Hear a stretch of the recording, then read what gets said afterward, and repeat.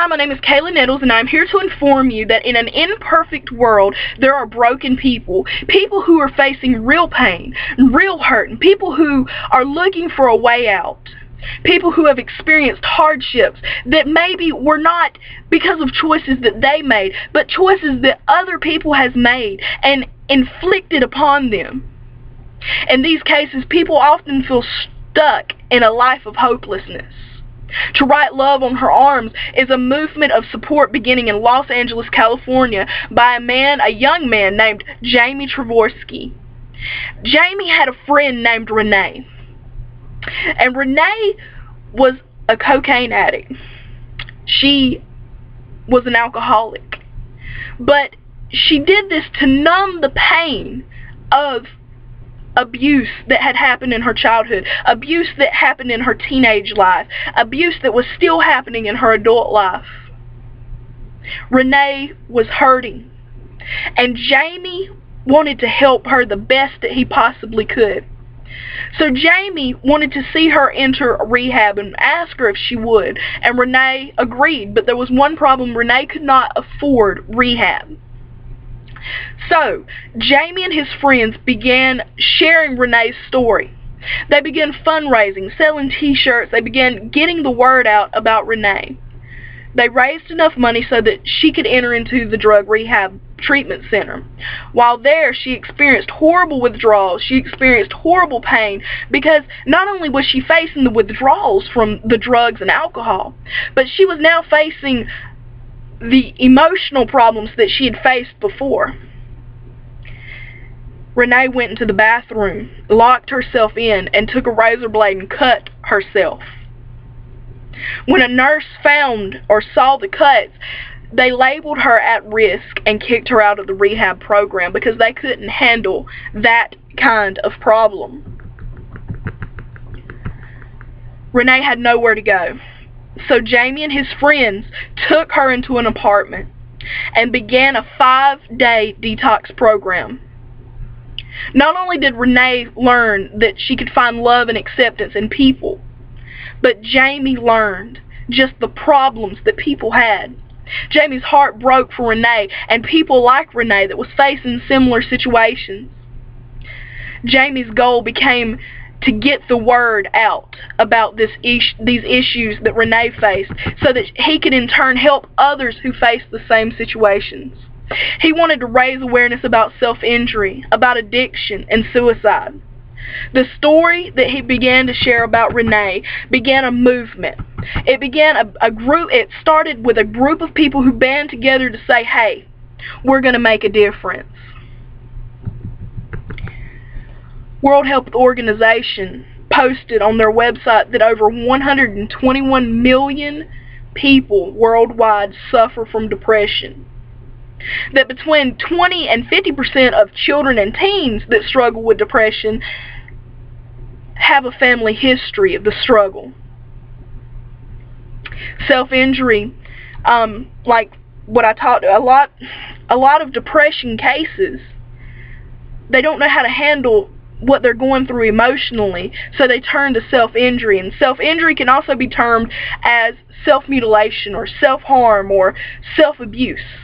It's when someone takes and deliberately brings pain to their own body because of something that they're facing. It's a coping mechanism.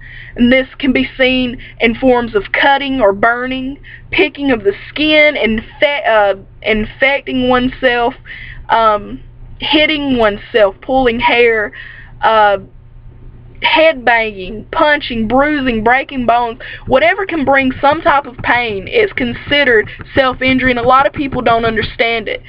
I have a friend who I roomed with for a long time, and she was a cutter. And I asked her one time, well, why do people do it? Why would you cut yourself?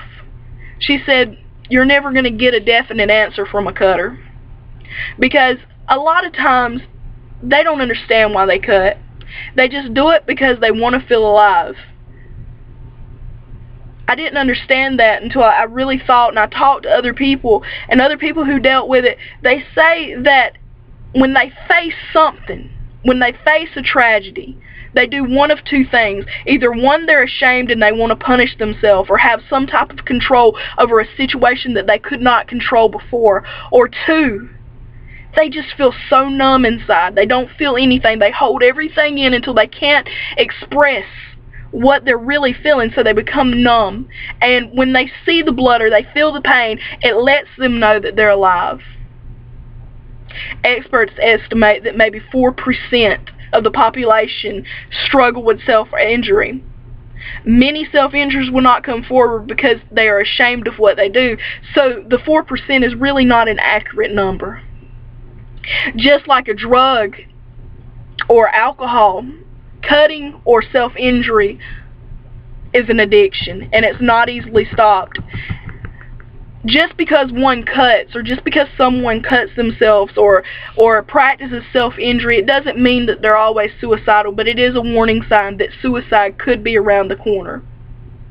It's estimated that one suicide takes place every 40 seconds.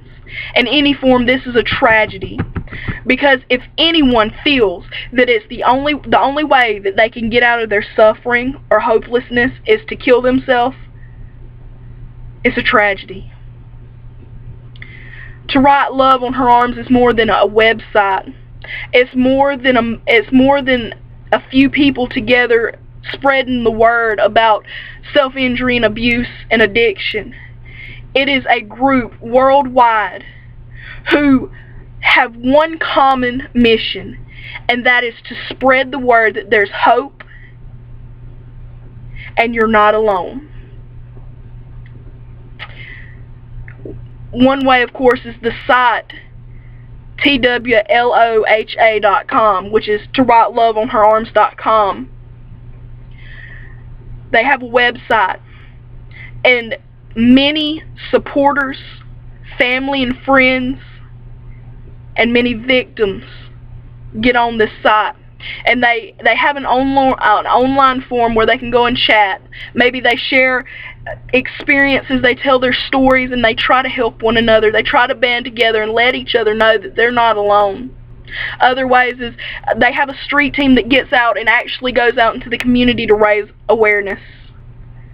In fact, this week, Monday, begins National Suicide Prevention Week, and they have t-shirts that they've sold where people wear the t-shirts so that they can let people know that there is actually, that there's people who are struggling. There's bracelets that they sell so that people can ask questions so that they can begin to tell their story. They do events, they have bands, they do all this stuff with the one mission: you're not alone. You're not alone in your struggle. You're not alone in your fight.